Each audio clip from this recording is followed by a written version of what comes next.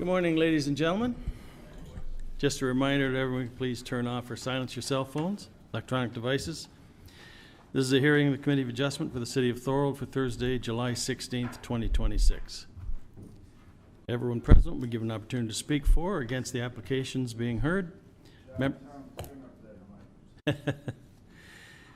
Members of the public are welcome to speak for the planning matters before the committee today, specifically as they relate to the minor variance and/or land severance applications under consideration. Please ensure your comments focus on the relevant planning matters to which the committee is deciding on. When given a chance to speak, you will have 5 minutes, so please make sure to be as clear and consistent as possible. For your information, Committee of Adjustment is a public process. Personal information such as the name and property address, which is reported at a Committee of Adjustment meeting, is public information. Minutes of this Committee of Adjustment meeting will be received by Thorold City Council. Please address your comments or questions through the chair. Any copy of the decision will be sent to the applicant or agent or to any person who files a written request. Agencies commenting on applications may request that certain conditions be imposed. Voicing objections to these conditions will not adversely affect the committee's decision. Committee of Adjustment is a quasi-judicial body operating under the Planning Act, the Municipal Act, and Statutory Powers Procedure Act, as well as various provincial regulations. Sections 45 and 50 of the Planning Act outline the circumstances surrounding the approval of minor variances and controlling the conveyance of land in Ontario and the prevention of subdivision of land except with governmental approval. The applicant, the minister, or any specified person or public body who has an interest in the matter may, within 20 days of the making of the minor variance decision and 20 days from the date of the mailing consent decision, appeal to the Ontario Land Tribunal. Please note, neighbors and other interested parties not defined by the Planning Act are no longer eligible to file appeals as per Bill 23, More Homes Built Faster Act 2022. I would ask the clerk to read the land acknowledgement, please. The City of Thorold is situated on treaty land. This land is steeped in the rich history of the First Nations, such as the Haudahawam-Darank, the Haudenosaunee, and the Anishinaabe, including the Mississaugas of the Credit First Nation. There are many First Nations, Métis, and Inuit people from across Turtle Island that live and work in Niagara today. The City of Thorold stands with all Indigenous people, past and present, in promoting the wise stewardship of the lands on which we live. Thank you. Does any member of this panel have a pecuniary interest in any of the applications to be considered at this hearing? Mr. Jackson? Mr. Jackson is declaring a conflict on 10 Brock. Anyone else? Nor do I. Can we have a motion and a seconder to adopt the agenda as presented? Mr. Ravenek, seconded by Mr. Pizzo. Errors or omissions? Seeing none, all in favor? Mr. Davidson. Sorry, Mr. Chair, if we could just get a reason for Mr. Jackson's declaration. If we could just get a reason for your declaration, your conflict on 10 Brock. General as possible. I know the person. It's being real general. You know, it's just a couple other little issues, Mark. So that's my concern. No. Go ahead, Mr. Davidson. Yes. I think that's good. That's good. We just needed to state in the minutes why there was a declaration. So thank you very much. Thank you. Mr. Pizzo.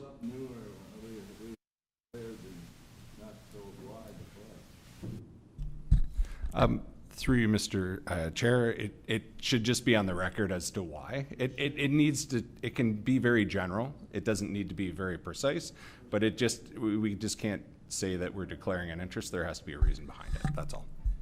Thank you. Sorry, through you, Mr. Chair. It is legislation, the Conflict of Interest Act. Thank you. Thank you, Mrs. Chair. Sorry about that. Mr. Daniels. Just curious, because we all know a lot of people that come through the chambers here when we're doing hearings, and like myself, and I'm sure many of the other committee members know majority of the people coming through. So for us to say a conflict of interest just because we know someone, Thorold's a small place. and you have a lot of friends in the city if you've lived here your entire life. So to conclude a conflict of interest just because you know someone seems, but I mean, it's every person's sort of how they feel about it, I guess, right? Is that cool? I can clarify that. Okay, thank you. Mr. Chair, if I can just add, it's ultimately up to the individual committee member, and it's their responsibility to determine whether a conflict is to be declared. So, if there's any questions about whether there is in fact a conflict under the Municipal Conflict of Interest Act, those questions can be posed to the city's integrity commissioner prior to a meeting. Thank you, Mr. DeBono. Okay. Can I have a motion and a seconder to the adoption of the minutes of June 18th as presented? Mr. DiPaolo, Mr. Daniels. Any errors or omissions? Seeing none, all in favor? Was notice given as required by the Planning Act, Mr. Secretary Treasurer? Yes, it was. Are there any requests for withdrawal or adjournment? No. No. Thank you. Let's go on to the first application, D1307, 2026, 3250 Shimone Parkway. Madam Planner. Thank you. Through you, Mr. Chair. The minor variance application D137, 2026 for 30 Shimone Parkway contains a 12-unit commercial condominium plaza established in 1989. The application is seeking to expand the legal nonconforming use of personal services to units 1 through 3 and 6 to 11, which are owned by the applicant. Specifically, the expansion of legal non-conforming use will facilitate the internal expansion of a dance studio established in 2018 from Unit 8 to Unit 9 to accommodate their operations. The application was reviewed in accordance with Section 45(2) of the Planning Act against relevant provincial legislation and regional and municipal policy. The provincial planning statements directs municipalities to provide a mix of land uses, support the achievement of complete communities, promote economic development, and protect and plan for all employment areas. The Niagara official plan identifies the subject lands as part of the employment lands, specifically knowledge and innovation. The plan states that land use permissions approved through a secondary plan or equivalent process prior to the approval of the 2022 Niagara official plan shall continue within the employment areas. Under the City of Thorold official plan, the lands are located within the Brock Business Park secondary plan and are designated as employment. The secondary plan directs that the original employment function of the park is maintained over the long term.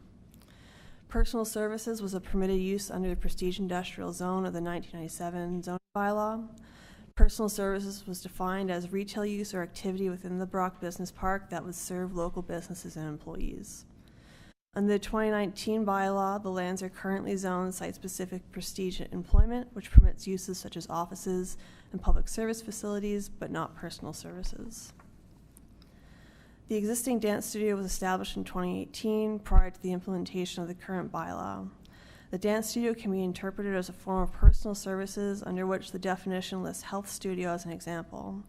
Dance studio and health studio are defined under the same term within the bylaw, and therefore dance studio can be interpreted as a similar use and considered an established legal nonconforming use. The commercial plaza was developed prior to the official plans and zoning bylaw to provide units for a variety of employment uses. The compact built form of the plaza supports the function and enhances the campus-like setting of the business park. Permitting the expansion of the legal nonconforming personal services will allow units to continue to support employees, student residents, and businesses within the park. As noted by the applicant, the dance studio, a local employer, provides recreational and wellness opportunities to a variety of ages, including adults. The studio is able to serve employees and residents within the park, as well as wider clientele from the surrounding areas. No physical expansion of the building is proposed as part of this application. The internal expansion will be contained within the existing footprint and allow the business to grow in an orderly manner. It is not expected that the expansion of the legal nonconforming use will result in adverse impacts such as noise, traffic, or compatibility issues.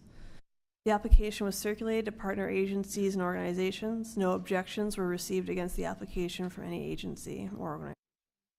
In summary, planning staff are supportive of the application and recommend that the committee approve the application for the expansion of the legal nonconforming use, subject to the condition outlined in the report. Thank you. Thank you, Madam Planner. Who speaks on behalf of this application, please? Is there anyone?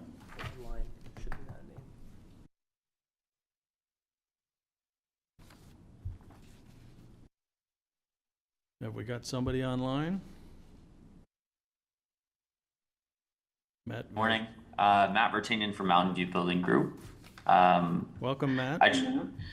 Good morning. I just wanted to say that we don't have a presentation this morning. We agree with the staff report. I am just here this morning. If there are any questions, I can do my best to answer those.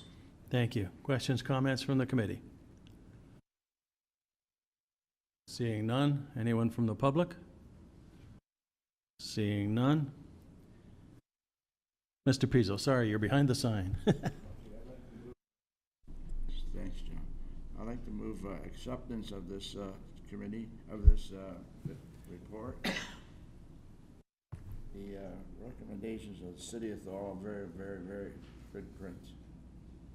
I'd like to put it on the table and up for a discussion. Do we have a seconder for that motion? Mr. DiPaolo. Questions or comments? Everybody's clear on what the motion is to accept the application? All in favor? Thank you. Thank you, Mr. Vartanian.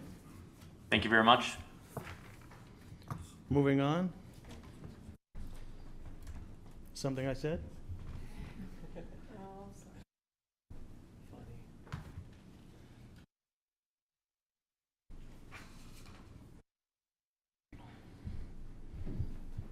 The next application, D1003 2026 and D1303 2026. D1003 is the consent. Mr. Pizzo. 30.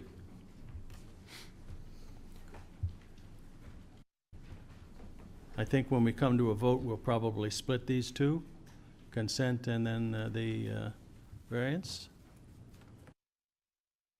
All set, Mr. Planner? Yeah. Go ahead. All right. Yeah, thanks. I'm back. As you know, this application is for the address 10 Brock Street. So that's located about a block north of Thorold Secondary School at the intersection of Brock Street and Carlton Street North. The applicant here is proposing to sever the existing lot into two. On the retained lots, the existing duplex dwelling will remain, and on the severed lots, they're proposing to build 3 attached townhouse-style units. The variances are required for lot frontage and lot area on the severed lot to facilitate the construction of those units, and so I'll just run through them now. Variance to reduce the minimum lot area for a street townhouse in the R1C zone. From 180 square meters per interior unit and 225 per end unit to 160 square meters per interior unit and 195 per end unit. And then as well to reduce the minimum lot frontage from 7.5 meters per end unit to 7.2 meters per end unit. And of course, these are technically 2 separate applications again, one for consent and one for the minor variances. Of course, this application was heard by the committee last month. Staff noted a lot of feedback from the committee members at this time. Since that meeting, staff have worked constructively with the applicants. The applicant has provided a rendering and an elevation in order to help the committee members sort of see what the development could look like upon construction. And so those drawings have been included in line in the planning report, as well as an appendix to the planning report, and I believe you'll be seeing them in the applicant's presentation today as well. So yeah, in terms of feedback that we heard from the committee members last meeting, staff's response to all of that feedback has been included in this month's planning report. So I've written an entirely new planning report responding to feedback that you will have received in your package this month. Staff have also received a number of public comments since the time of the publishing of last month's agenda, and so our response to those comments has been included in this month's report as well. And that's all I've got for you. If you have any questions on staff's recommendation or the contents of the report, I'm happy to take those. Thank you, Sean. Who speaks on behalf of this application, please? If you could come forward, identify yourself for the record. Good morning, Mr. Chair, committee members, and staff. My name is Eric Beauregard. I'm a planner at Upper Canada Consultants, and with me is William Haikoop, planning manager at Upper Canada Consultants, and we are representing the owners of 10 Brock Street on the application before you this morning. Also with us is the owner, Mike Wilson, who is to my left over here. I do have a brief presentation I'd like to provide to the committee, if I may.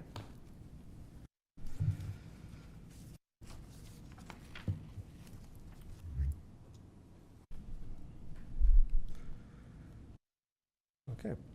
So as discussed last meeting, we are proposing to sever the lands to create one new parcel, which is shown as Part 1 on the image above. The existing R1C zone permits single detached, semi-detached, duplex, triplex, and street townhouse dwellings. The existing duplex, which is shown on Part 2, will remain on the remnant parcel, and the existing garage and deck are to be proposed to be removed. The existing staircase will be relocated on the remnant lands in conformance with the zoning bylaw. Next slide, please. We had that drawing. What page is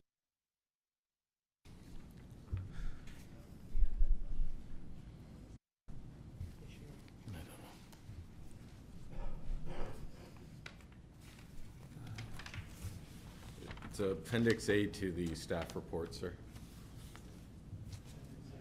Do you have the page number by chance?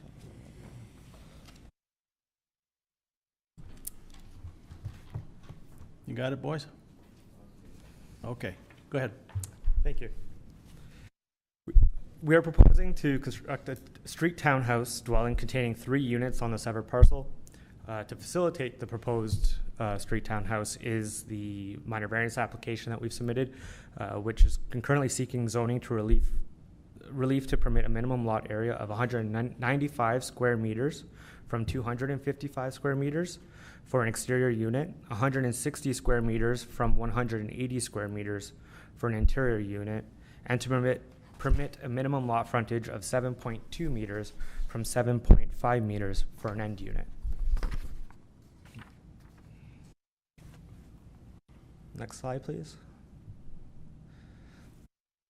Shown at the top of the slide is a front elevation drawing of the townhouse prepared by Nada Home Designs. Below the front elevation drawing is a conceptual rendering of the townhouse that provides context to the development.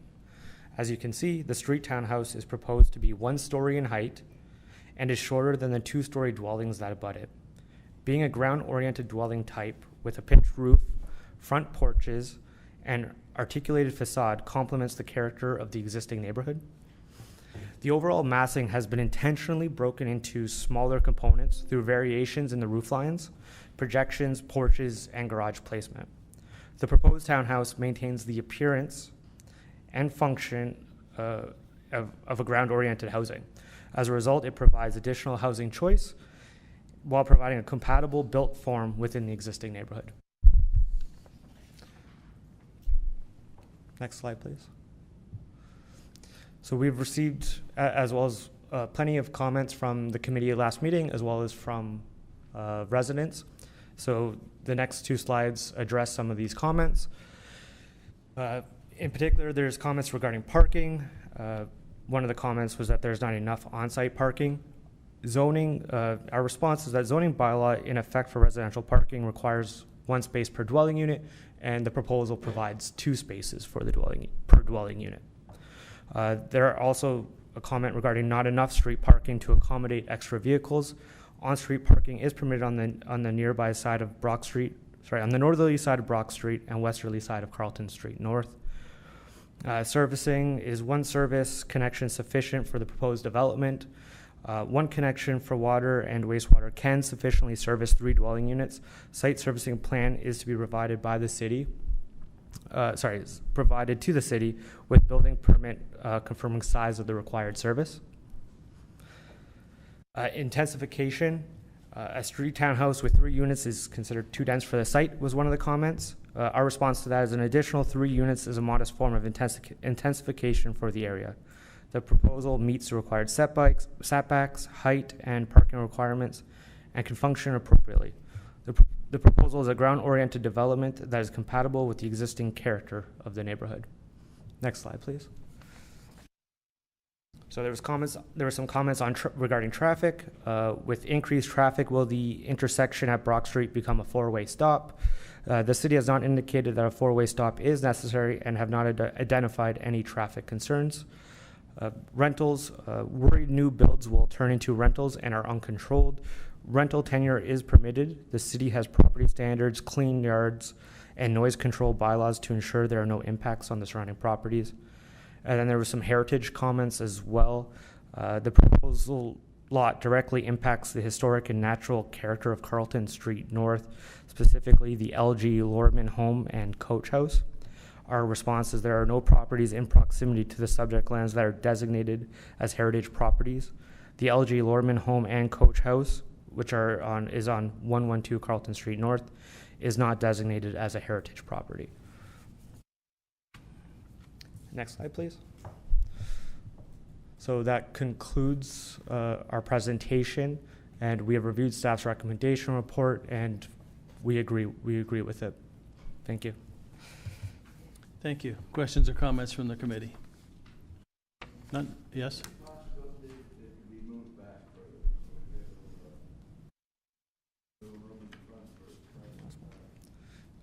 Yes, there is sufficient rear yard setback, so it is potential that we can move it back to 0.93 meters would be what would be required. So yes, we can certainly do that.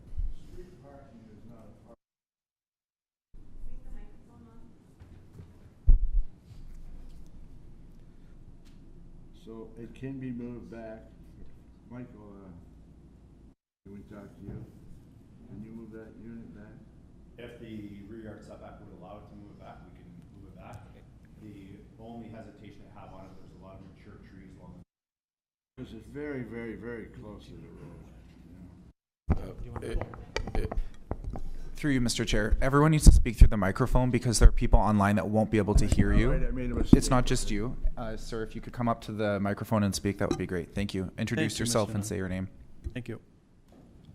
Sorry, just Mr. Pizzo, to respond to your question. My name is Mike Wilson, the owner of the property. We can definitely push the building back to meet the minimum requirements. We just have to ensure that the rear yard setback is met. There's also a number of mature trees along the property line that we're trying to maintain. As long as we don't impact the root system and stay outside of their drip line as best as we can, then we could definitely try to achieve that. Mr. Chairman, it's only a question.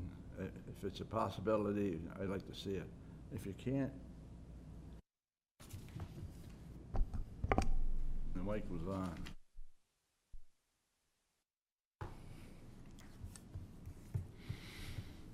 Any other questions at this time? Thank you, gentlemen. You'll remain. Mr. Chair, if I just might add, I think from a contextual perspective, like what we're looking for as a severance, as you indicated, is a separate application, and I appreciate making that decision separately. In regard to the minor variance, I just want to point out, in terms of the lot area and the frontage request, on the interior townhouse unit, we're really looking for approximately 200 square feet in reduction of the lot area. And on the exterior units, we're looking for about 300 square feet. The reduction in frontage is just a foot. So we've reviewed the staff report. We've provided justification. We feel like these variances certainly meet the 4 tests of the Planning Act, especially the desirable and appropriate test as it relates to the street townhouse dwelling units. Those are permitted uses on the property. And ultimately, we meet all the rest of the setbacks. We can accommodate swales for drainage. We can accommodate the required parking. The owner has gone to the expense of retaining an architect, putting together the front elevation of what he intends to build there. They're very modest-sized dwellings and could still accommodate an appropriate size. So for these reasons, we submit that we feel these variances are appropriate and desirable and meet the 4 tests of the Planning Act. So I just wish to add that for a little bit of context. Thank you. Thank you, sir. If you don't go far, boys. Is there anyone from the public that, oh, Mr. DiPaolo, sorry. It's okay. Through you, Chair. So first of all, thank you for the additional information. And I appreciate that the owner's gone through some additional expense, but quite honestly, it's probably a proper expense and not an unnecessary expense if you want to get this completed. The more information we have, the better decision we can make. And I think that taking the, look, I mean, when I looked at the rendering and the picture, they're different in terms of they're swapped over and things like that. So I'm just assuming that I really don't care that they're different, but the more you want this. And so at the end of the day, naturally, I would say that you think all the 4 tests are met. You're here representing the owner. That's a pretty natural assumption on your part. I think our job is to make sure that really the tests and the variance, and I think nobody, there's 2 pieces here, but we really want to make sure that it is an appropriate development, an appropriate use of land space, appropriate for and that's why we wanted, and I specifically asked for some additional feedback last meeting, so it makes, when you see it, sometimes a picture paints 1,000 words, right? So thank you for doing that. I appreciate that. I think the neighbors would appreciate that. People understand what happens, and when you see it, one can make the argument that it actually is additive to the community and it's going to be well maintained. So I do appreciate that. My question becomes is if the variance that we're applying for is the size, right? Like the building size, is that correct? So it's to reduce the minimum lot area, right? So that the building could be located on a smaller lot, and then to reduce the minimum lot frontage as well. And just as a curiosity, if you did a 2-unit proposal, it would also fit. It would also meet the tests of the variance, correct? If you did a single family dwelling there, it would also meet the tests of the. You, Mr. Chair, if there was a proposal for a semi or a single detached dwelling, we wouldn't be in front of you today. Right. Ultimately, the size of these dwellings doesn't change. The lot coverage is what controls the size of those dwellings. So whether it's a street townhouse, a semi, or a single, that is the lot coverage that we're looking at here. So we're looking for some adjustments to the lot size, but the overall building mass and the dwelling size remains the same. Thank you. Thank you. Is there anyone here from the public that would like to address us? Please, sir, come forward. If you could identify yourself.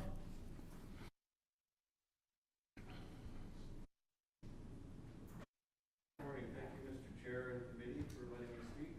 My name is Ted Laszlo. I live at 108 directly across the street, almost directly across the street from the proposed development. Welcome, Mr. Laszlo. Go ahead. I just would like to put my general concerns. You have it in your package. I'd like to put it into camera. If I could read, some of these questions have been addressed. I would also like to thank the developers for those images and the renderings that they've presented, because what came to the residents was just a small map that nobody could really read and nobody really knew what was happening. And I've added a picture today of a development at the end of the street that we're questioning what is essentially a 2-story, what's a duplex, and was that building actually a duplex? It's 3 stories high, and it has commercial things around it. And it's in St. Catharines. It doesn't have anything to do with us, essentially, on the other side of Town Line Road. So we're worried that something like that was going to come into this area.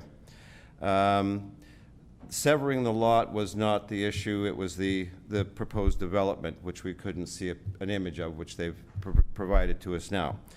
So if I could just read my presentation, as I said, some of these things have been addressed.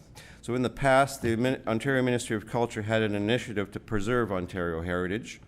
By the way, I was chair of Heritage Thorold Lacac for 10 years. I was chair of Port Dalhousie Quorum Heritage Committee for 8 years. I've been on the PENS preserve established neighborhoods. I've sat on the long-term development strategy committee for the city of St. Catharines. I understand the need for development, single-family, small bungalow dwellings for seniors, all that stuff. I understand that that's what we need. And I feel we're doing a wonderful job in Thorold, by the way. We have a lot of development, a lot of things going on. So, Ontario, the Ministry of Culture had an initiative to preserve Ontario heritage. Its objective was to identify, protect, and promote. It was designed to strengthen Ontario heritage. This proposal may require us to think that way again. We can identify the heritage significance of the adjacent neighborhood. We can make every effort to protect the character of an area dating from our second Welland Canal. We can continue to promote our historic, architectural, and natural heritage to those visiting our city. The neighborhood adjacent to the proposed development includes a number of significantly unique and important Thorold heritage properties. Some homes have dates of 1852, 1856, 1874, and 1879, and show a historic evolution being built as the second canal developed. They have historic or architectural value, and many are fully restored, creating a mature, stable neighborhood. I understand that none of them are designated at this time. However, I've included something that may be relevant to that. Most significant on the block is LG Lorman Home, which I'm glad the developers have recognized the importance of that property. LG Lorman served the community for 43 years, and its Victorian architecture and preserved coach house are a jewel in our heritage assets. The collection of properties also creates a natural heritage streetscape of large trees, some that they've said they're hoping to preserve, which is wonderful. With large open yards, streetscapes can be a criteria for LACAC. To obstruct these streetscapes would detract from the visual experience of the area, again, what our tourists come to see. The plan is trying to be an example of squeezing the most into a space that doesn't actually fit, and making everyone change the rules to suit an overdeveloped project. It could be a spectacular family home, single family, but I understand that they've made changes. Now that we've seen the pictures, I'll eliminate that. The main concern is the newly created Part 2. This lot directly impacts the historic and natural character of Carleton Street North. All four corners have open yards, making a friendly, safe, and unassuming gateway into the neighborhood. Heights over 2 stories are not consistent with existing properties on the block. The plans for Part 2 can now make this lot vulnerable to incompatible development. Another building, the same as the Part 1 proposal, if it had been what we were imagining at the end of the street, would have looked out of place. Could have blocked pedestrian views, increasing impact on parking, snow removal, and road congestion. So the only thing I can think of at this point is if I can actually just make one more comment out of previous minutes. The proposed lots being in line with the existing size of lots in the area, that's not really true on Carleton Street North. It is mostly large single-family old lots, so they're quite large. Other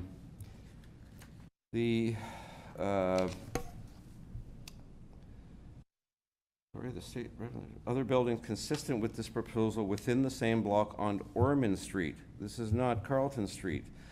So they're also on Ormond Street, there's 3 vehicle service buildings, there's an ironworks, there's commercial properties. This is not, we're not talking about Ormond Street, we're talking about Carleton Street. So again, seeing the drawings now has made quite a bit of a difference, which would have helped at the beginning.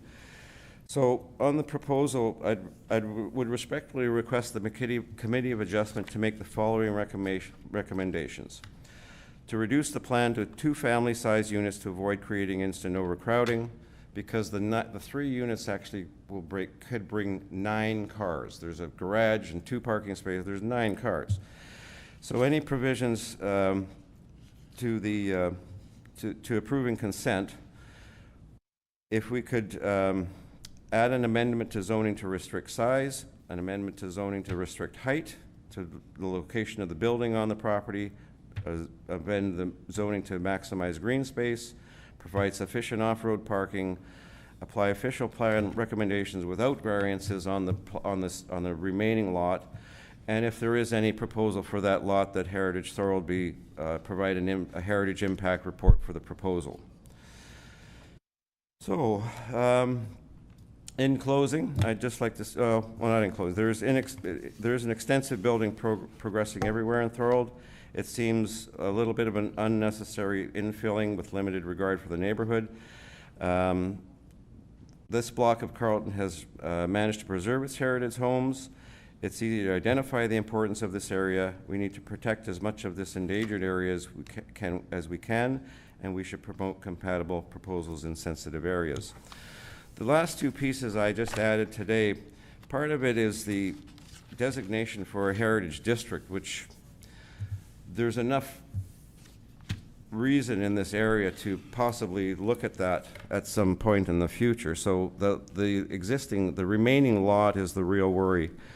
One of the things in the designation for a district is historical evolution, which is showing the development of the buildings over time, and the visual perception. So those things can come into a heritage district designation. However, with the pictures we've seen today, I have a feeling that I can go back to our neighbors and reassure them that it's not something like that with the 3 stories. We're trying to figure out what is considered now a 1-story, what is a 2-story building. So many bylaws have changed. With the garage on the bottom, that's 2 stories on top of it, so that is actually a 3-story building, but I'm not sure how planning considers that to be. But that's what we were worried about happening. As I said, the new pictures I think make a big difference. Our only main concern now is the remaining lot and that it be protected. Thank you, sir. Thank you.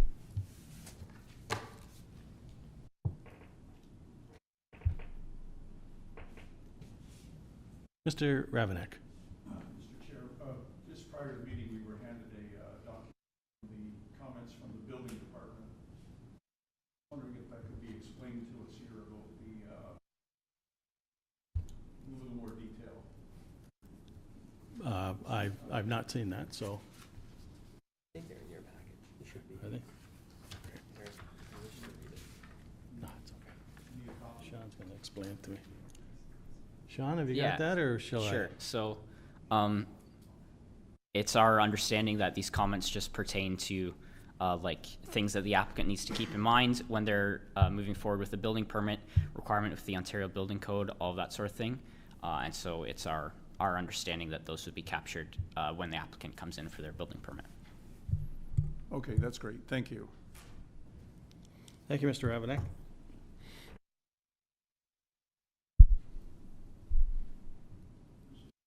Mr. Pizzo.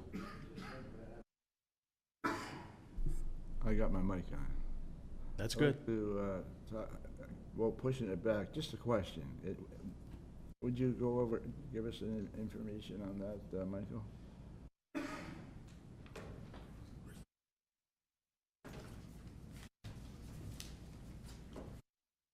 Sorry, Mr. Pizzo, I'm just going to ask you to repeat that so I clearly understand. Can it be pushed back, Michael? Just that's all. If it.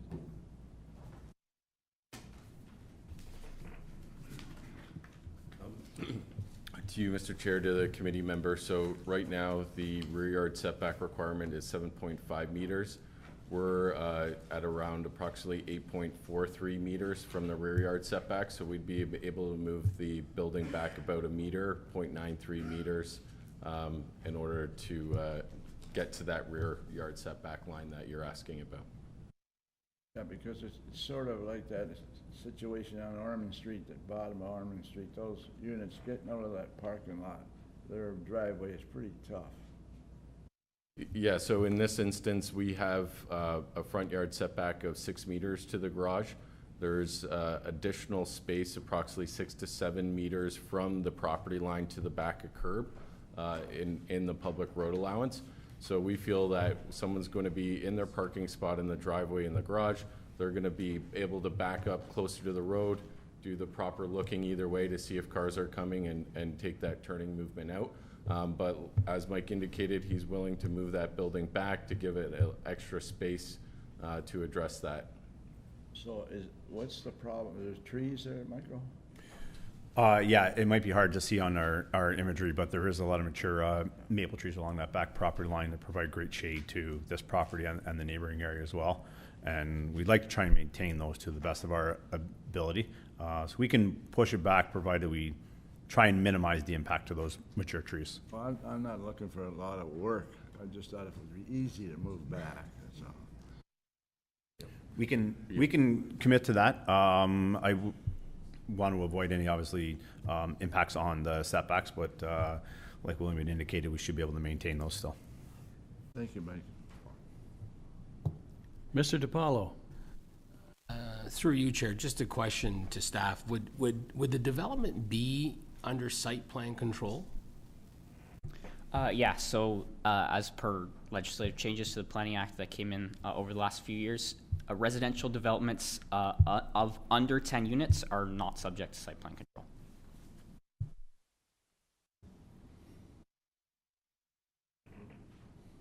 Mr. Wilson. Can I just make a comment to Mr. Jackson's point? Just for those of you who don't know me, I'm a lifetime Thorold resident for 47 years. Lived here my entire life, actively involved in the community through minor sports. Been president of the Thorold Hockey Association, vice president. So our intention here is to provide Thorold residents a place to reside. It's not, our intention is not to make it a rental area. If that was our intent, we wouldn't be here. We'd be building a 3-story triplex and filling it full of students. That's not our intent. Our intent is to make family homes. That's why we provided the sketch, and that's our intent. So I just wanted to make that clear to everyone. Thank you. Mr. Ravenek? I'll make a motion that the consent D1003-26 be approved for the, as presented in the conduct of the site visit. Thank you. Mr. Pizzo seconding that. All in favor? Thank you, Mr. Ravenek. You're on a roll. Mr.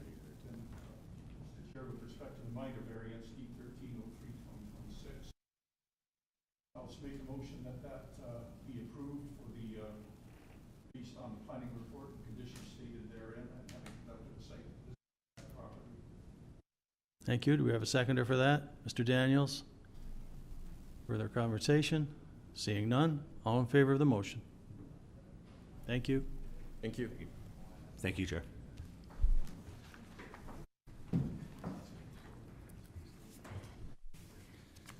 We have any other business, committee members?